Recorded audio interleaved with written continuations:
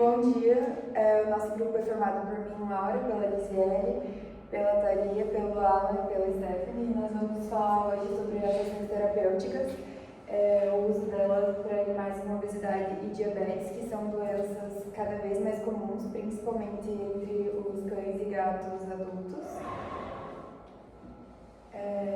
A obesidade é uma doença que é o acúmulo excessivo de gordura corporal, entre 15% a 20% do peso ideal. As causas delas são diversas causas, entre elas a superalimentação, a falta de exercício físico, a castração e até a predisposição genética. As consequências podem ser os problemas articulares, respiratórios, hepáticos e o risco aumentado de diabetes tipo 2. Eu vou falar um pouquinho sobre a fisiopatologia da obesidade. De forma geral, ela afeta os órgãos com o aumento do volume, né, por conta da gordura, e com a sobrecarga do trabalho de cada órgão. No coração, ele aumenta a carga de trabalho do coração e ele também trabalha com o acúmulo de volume, né, evitando que o coração consiga realizar a vascularização do corpo.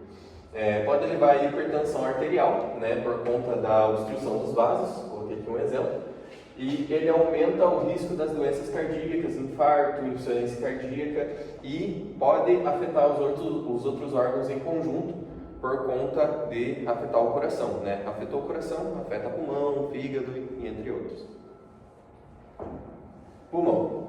Ele pode causar apneia do sono, por conta que quando o animal relaxa para dormir, a caixa torácica está cheia de gordura e o pulmão tem que fazer o dobro do exercício para oxigenar o corpo. Então, quando ele relaxa, pode ocorrer dessa parada de respiração. E também as dificuldades na respiração, problemas pulmonares devido ao excesso de gordura no pescoço e no tórax, que também pode ocorrer aí a obstrução da traqueia. No fígado, a gente tem o acúmulo de gordura no fígado, que é a esteose hepática. Pode evoluir para a inflamação, esteose, hepatite e a cirrose, né? Que ela é a baixa imunidade, causa inflamação no órgão, aumenta o órgão e também dá a abertura para outras bactérias e causar uma inflamação com infecção. Prejudica a função hepática, cálculos na vesícula biliar, má produção de excreção da bile e, né, com a má produção de excreção da bile também tem a esplenomegalia, que é o aumento do baço por não conseguir filtrar o sangue da forma correta. Lembrando também que o fígado ele é o responsável por transformar todo fármaco em hidrossolúvel, em lipossolúvel e em hidrossolúvel. Então, se você faz um fármaco em um animal obeso, ele vai permanecer durante mais tempo no corpo.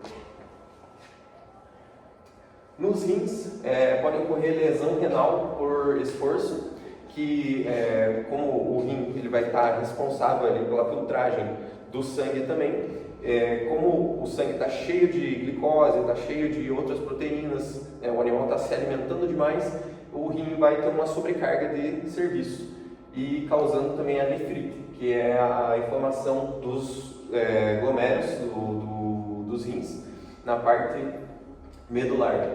E com isso também pode causar uma anemia, por conta que o rim ele é responsável pela produção de eritropoetina, que vai lá para a medula óssea, para a produção das hemácias. Além disso, também pode causar refluxo gastrointestinal, porque o animal está comendo demais, o estômago é acostumado a produzir aquele excesso de ácido e esse ácido pode retornar para o esôfago, né? Principalmente quando o animal se deita.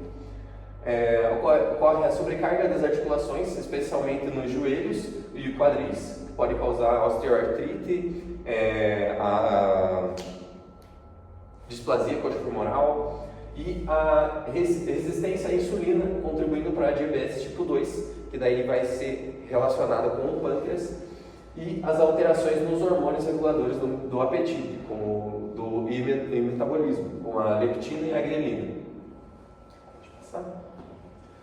E aí no pâncreas, a gente tem o principal dos problemas que pode ocorrer causando a diabetes tipo 2, que ele é responsável pela produção da insulina e do glucagon, que são os reguladores da glicose no sangue. Né? Quando a insulina está baixa, o glucagon produz insulina. Quando produz a glicose. Quando a glicose está alta, aí ele produz a insulina, que a insulina carrega a glicose para dentro das células para essa quebrada. Essa sobrecarga de trabalho nas células beta causa inflamação no órgão e a desregulação hormonal por consequência. Bom, falar um pouco sobre a diabetes tipo 2. Ela é uma doença metabólica caracterizada pelo alto índice de glicose no sangue. E ela possui algumas complicações, como danos à retina, a cegueira, problemas cardíacos como AVC e infarto, lentidão em cicatrização, insuficiência renal e alterações metabólicas, como os corpos cetônicos.